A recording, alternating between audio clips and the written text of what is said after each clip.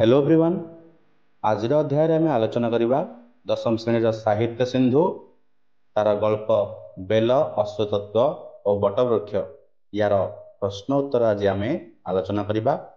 तेबे विलंब न करी आलोचना करवा आमर यही विषय वस्तु को। पिला माने देख यही गल्पर प्रथम क्वेश्चन को आलोचना करवा। क्वेश्चन नंबर 1, गल्पटी केउं पत्रिकार प्रकाश पाइथिला? यार आंसर हम गल्पटी नवरवि पत्रिकार प्रकाश पाइथिला। तापरे द्वितीय नंबर प्रश्न, नटवर बाबू सरकारी बस रे जाइथिले केते बेले गाँ पाखरे पहुंची जाइथांते? यार आंसर कौन ना नटवर बाबू सरकारी बस रे जाइथिले सकाळ 9टा बेले को गाँ पाखरे पहुंची जाइथांते। बुझिले कि? तापर देखिबा परवर्ती प्रश्न,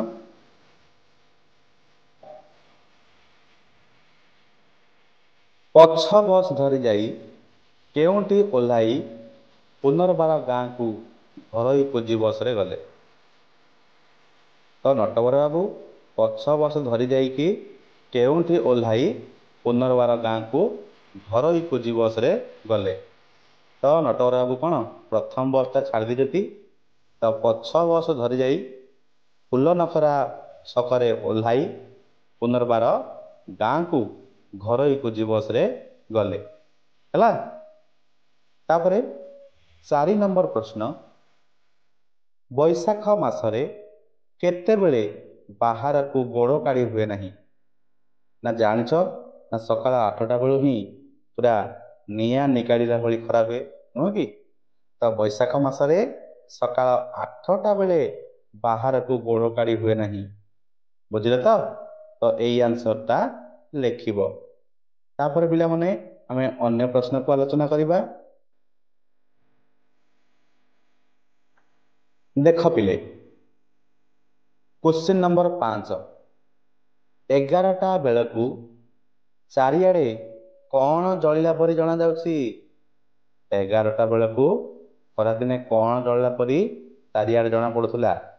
ना यार आंसर ना 11टा बेलू चारिआडे निया जलिला परी जना जाउछि से समय नुह कि? तो गल्परे यही परी ही लेखा अछि, तो तार आंसर एटा ही लिखिबो। तापर क्वेश्चन नंबर 6, हरिगुड़िया केउं गछ तले दुकान करिथिला? हरिगुड़िया केउं गछ तले दुकान करिथिला? यार आंसर कौन लिखिबो? ना यार आंसर लिखिबो हरिगुड़िया चाकुंडा गछ तले दुकान करिथिला नुह कि? लिखिबो चाकुंडा गछ। तापरे क्वेश्चन नंबर 7, बाउंस पाचिया रे कौन थिला? तो हरिगुड़िया दुकान करछि तार बाउंस पाचिया रे से कौन रखिथिले? तो बाउंस पाचिया रे सकाळु होइथिबा बरा, गुलगुला, पकुड़ी और बुंदिया मिठाई थिला। बुझिला? तो यही सबू लेखिकी आसीबो नुह कि? तापरे क्वेश्चन नंबर 8, खोला डेक्ची रे केते गोटी रसगोला थिला? खोला डेक्ची रे केते गोटी रसगोला थिला? ना यार आंसर खोला डेक्ची रे 4-6टा रसगोला थिला। बुझिला? 4-6टा रसगोला थिला बोली लिखिबो। तापरे क्वेश्चन नंबर 9, देख पिले हरिगुड़िया काहा उपरे गड़पड़ होउथिला? माने हरिगुड़िया सोईकी काहा उपरे गड़पड़ होउथिला? ना हरिगुड़िया खंडिए छिंडा सप उपरे गड़पड़ होउथिला? तो पिला माने गल्परे जेउ शब्द व्यवहार कर जायछि सेही शब्द ही व्यवहार करिवो, नहले मार्क मिलिवनी ହେଲା। तो हरिगुड़िया खंडिए छिंडा सप उपरे गड़पड़ हेउथिला। क्वेश्चन नंबर 10, बासन धुआ टोकाटा केउंठी सोईथिला? ସେ ଯୋଉ ହୋଟେଲରେ ଥିବା ବାସନ ଧୁଆ ଟୋକାଟା କେଉଁଠି ଶୋଇଥିଲା? ନା ବାସନ ଧୁଆ ଟୋକାଟା ବେଞ୍ଚ ଉପରେ ଶୋଇଥିଲା। ବୁଝିଲ? ତାପରେ ଦେଖିବା ଆମେ ପରବର୍ତ୍ତୀ ପ୍ରଶ୍ନକୁ। ନଟବର ବାବୁ କାହାକୁ ପାଣି ପିଇବାକୁ ମାଗିଲେ? ପ୍ରଶ୍ନ ନମ୍ବର 11। ବୁଝିଲା? ନଟବର ବାବୁ କାହାକୁ ପାଣି ପିଇବାକୁ ମାଗିଲେ? ନା ଆନ୍ସରରେ କ'ଣ ଲେଖିବ? ନା ନଟବର ବାବୁ ବାସନ ଧୁଆ ଟୋକାକୁ ପାଣି ପିଇବାକୁ ମାଗିଲେ। ହେଲା? ଯେଉଁ କ୍ୱେଶ୍ଚିନ୍ର ସେମିତି ଆନ୍ସର। ତାପରେ 12 ନମ୍ବର ପ୍ରଶ୍ନ, ନଟବର ବାବୁଙ୍କୁ କିଏ ମଣିଷ କରିଛି? ନଟବର ବାବୁଙ୍କୁ କିଏ ମଣିଷ କରିଛି? ୟାର ଆନ୍ସର କ'ଣ ହବ? ନା ନଟବର ବାବୁଙ୍କ ବୋଉ ନଟବର ବାବୁଙ୍କୁ ମଣିଷ କରିଛି। ନୁହଁ କି? ତାପରେ ଦେଖିବା ଆମେ ପରବର୍ତ୍ତୀ ପ୍ରଶ୍ନ। ଦେଖ ପିଲେ, କିଏ ଅକୃତଜ୍ଞ ବୋଲି ନଟବର ବାବୁ ଭାବିଛନ୍ତି? କିଏ ଅକୃତଜ୍ଞ ବୋଲି ନଟବର ବାବୁ ଭାବିଛନ୍ତି? ନା ମଣିଷ ଜାତିଟା ଅକୃତଜ୍ଞ ବୋଲି ନଟବର ବାବୁ ଭାବିଛନ୍ତି। ନୁହେଁ କି? କାରଣ ଏ ମଣିଷ ଜାତିଟା ତାକୁ ଯିଏ ସମସ୍ତ ସୁବିଧା ସୁଯୋଗ ଯୋଗାଇଥାଏ, ସେ ମଣିଷଟା ପରବର୍ତ୍ତୀ ମୁହୂର୍ତ୍ତରେ ସେ ତାର ସ୍ୱାର୍ଥକୁ ଦେଖିକି ସେ ତାର ଉପକାରକୁ ସିଏ ଭୁଲି ଯାଇଥାଏ। ନୁହଁ କି? ତେଣୁ ମଣିଷ ଜାତିଟା ଅକୃତଜ୍ଞ ବୋଲି ନଟବର ବାବୁ ଭାବିଛନ୍ତି। ତାପରେ ପ୍ରଶ୍ନ ନମ୍ବର 14, ବଡ଼ ପୁଅ ବିଏ ପଢୁ ପଢୁ କ'ଣ ହୋଇଗଲା? ବଡ଼ ପୁଅ ବିଏ ପଢୁ ପଢୁ କ'ଣ ହେଇଗଲା? ନା ଏଠି କହିତେ ରଖିବ ହିପି ହେଇଗଲା ବୋଲି। ବଡ଼ ପୁଅ ବିଏ ପଢୁ ପଢୁ ହିପି ହୋଇଗଲା ବୋଲି ଆନ୍ସର ଲେଖିବ। ତାପରେ ଦେଖିବା ଆମେ ପରବର୍ତ୍ତୀ ପ୍ରଶ୍ନକୁ। ଦେଖ ପିଲେ, ମୋତେ ଯେତେ ମାଠିବୁ ମାଠ କାହା ବିଷୟରେ କୁହାଯାଇଛି? ମୋତେ ଯେତେ ମାଠିବୁ ମାଠ କାହା ବିଷୟରେ କୁହାଯାଇଛି? ନା ଆନ୍ସର ହବ ମୋତେ ଯେତେ ମାଠିବୁ ମାଠ ତାହା ନଟବର ବାବୁଙ୍କ ସାନ ଝିଅ ବିଷୟରେ କୁହାଯାଇଛି। ହେଲା? ମୋତେ ଯେତେ ମାଠିବୁ ମାଠ ତାହା ସାନ ଝିଅ ବିଷୟରେ କୁହାଯାଇଛି। କାହାର? ନଟବର ବାବୁଙ୍କ ସାନ ଝିଅ ବିଷୟରେ କୁହାଯାଇଛି। କ୍ୱେଶ୍ଚିନ୍ ନମ୍ବର 16, ହରିଚନ୍ଦନପୁର ଗାଁ ମୁଣ୍ଡ ପୋଖରୀ ହୁଡ଼ାରେ କେତେଟା ତାଳ ଗଛ ଠିଆ ହୋଇଛି? ଯେଉଁ ହରିଚନ୍ଦନପୁର ଗାଁ ଅଛି, ସେ ଗାଁର ଯେଉଁ ଗାଁ ମୁଣ୍ଡ ପାଖରେ ଯେଉଁ ପୋଖରୀ ହୁଡ଼ା ଅଛି, ସେ ପୋଖରୀ ହୁଡ଼ାରେ କେତୋଟି ତାଳ ଗଛ ଠିଆ ହୋଇଥିବା ବର୍ଣ୍ଣିତ ହୋଇଛି? ନା 20-25ଟି। ହେଲା? ତ ଲେଖିବୁ କ'ଣ? ହରିଚନ୍ଦନପୁର ଗାଁ ମୁଣ୍ଡ ପୋଖରୀ ହୁଡ଼ାରେ 20-25ଟା ତାଳ ଗଛ ଠିଆ ହୋଇଥିବା କଥା ବର୍ଣ୍ଣିତ ହୋଇଛି। ତାପରେ ଦେଖିବା ଆମେ ପରବର୍ତ୍ତୀ ପ୍ରଶ୍ନକୁ।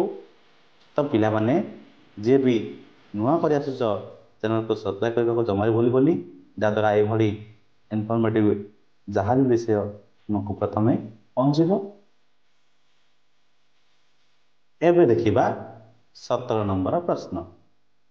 ଦେଖ ପିଲେ, ବେଲବଣ ମଝିରେ କେଉଁ ମନ୍ଦିର ଅଛି? ୟାର ଆନ୍ସର କ'ଣ? ନା ବେଲବଣ ମଝିରେ ଶିବ ମନ୍ଦିର ଅଛି। ବୁଝିଲା? ତାପରେ ପ୍ରଶ୍ନ ନମ୍ବର 18, ବାଉଁଶ ବାଡ଼ି ଶେଷରେ କ'ଣ ଅଛି? ବାଉଁଶ ବାଡ଼ି ଶେଷରେ କ'ଣ ଅଛି? ନା ୟାର ଆନ୍ସର ହେଉଛି ବାଉଁଶ ବାଡ଼ି ଶେଷରେ ମନ୍ଦିର ଅଛି। ସେ ମନ୍ଦିର କି ମନ୍ଦିର? ନା ଶିବ ମନ୍ଦିର। ନୁହଁ କି? ତାପରେ ପିଲାମାନେ ଦେଖ, ମନ୍ଦିର ଆଗରେ କାହା ଘର? 19 ନମ୍ବର ପ୍ରଶ୍ନ, ମନ୍ଦିର ଆଗରେ କାହା ଘର? ୟାର ଆନ୍ସରରେ ଲେଖିବ ମନ୍ଦିର ଆଗରେ ମଧୁ ତିଆଡ଼ିର ଘର। ମନ୍ଦିର ଆଗରେ ମଧୁ ତିଆଡ଼ିର ଘର। ତାପରେ କ୍ୱେଶ୍ଚିନ୍ ନମ୍ବର 20, ମନ୍ଦିରର ପୂଜକ କିଏ? ସେ ପୂଜାରୀ ବା ପୂଜା କରନ୍ତି ତାକୁ କୁହାଯାଏ ପୂଜକ। ତେବେ ଏହି କାହାଣୀରେ ମନ୍ଦିରର ପୂଜକ କିଏ? ନା ମନ୍ଦିରର ପୂଜକ ହେଉଛନ୍ତି ମଧୁ ତିଆଡ଼ି। ହେଲା? ବୁଝିଲା? ତାପରେ ପରବର୍ତ୍ତୀ ପ୍ରଶ୍ନକୁ ଆମେ ଆଲୋଚନା କରିବା। ବଉଳ ଗଛ ଛାଇରେ କିଏ ଭାଗବତ ପଢ଼ୁଥିଲେ? क्वेश्चन नंबर 21 बौल गछ छाई किए भागवत पढ़ुले यार आंसर हम मधुतियाड़ी मधुतियाड़ी बरगछ छाई भागवत पढ़ुले बुझला। तापर प्रश्न क्वेश्चन नंबर 22 मदनपुर और तांका मौजार सीमा केउं गछ चिन्हट करुची मदनपुर और तांका मौजार सीमा केउं गछ सीमा चिन्हट करुची ना यार आंसर हम ना से मौजा मझिरे थिबा प्रकांड बरगछ बुझला। प्रकांड बरगछ मदनपुर और तांका मौजार सीमा चिन्हट करुची बुझिल पिले। तापर देखिबा परवर्ती प्रश्न को देख पिले। प्रश्न नंबर 23 बरगछ कोरडरे केउं गछ उठिथिला बरगछ कोरडरे केउं गछ उठिथिला ना बरगछ कोरडरे बेल गछ और अश्वत्थ गछ उठिथिला। बरगछ कोरडरे बेल गछ और अश्वत्थ गछ उठिथिला। बरगछर प्रतीक किए बरगछर प्रतीक किए कारण बरगछ को ए दीड बरगछर ए दीड जाक गछ अछि हाँ बरगछ माँ भलिया हम नहीं कि देख नटवर बाबूंक बोऊ बरगछर प्रतीक अटे नुह कि नटवर बाबूंक बोऊ बरगछर प्रतीक अटे। तापर आमे परवर्ती प्रश्न को आलोचना करिबा। देख पिले आज अध्यायर अंतिम प्रश्न क्वेश्चन नंबर 25 तो नटवर बाबू केउं गछर प्रतीक नटवर बाबू केउं गछर प्रतीक यार आंसर हम नटवर बाबू बेल गछर प्रतीक बोली कह जाए गल्प रे। तबे पिला माने वीडियो केमिति लागिला निजर मतामत कमेंट्स माध्यम जणाइबे। ता सहित आपण जदि अन्य मानको शेयर करबा चाहते मध्य शेयर करि परिबे। आज एतिकी धन्यवाद।